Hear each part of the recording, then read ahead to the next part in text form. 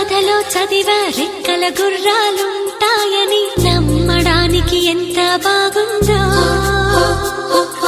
బాలమిత్ర కథలో చదివా పగడపు దీవులు ఉంటాయని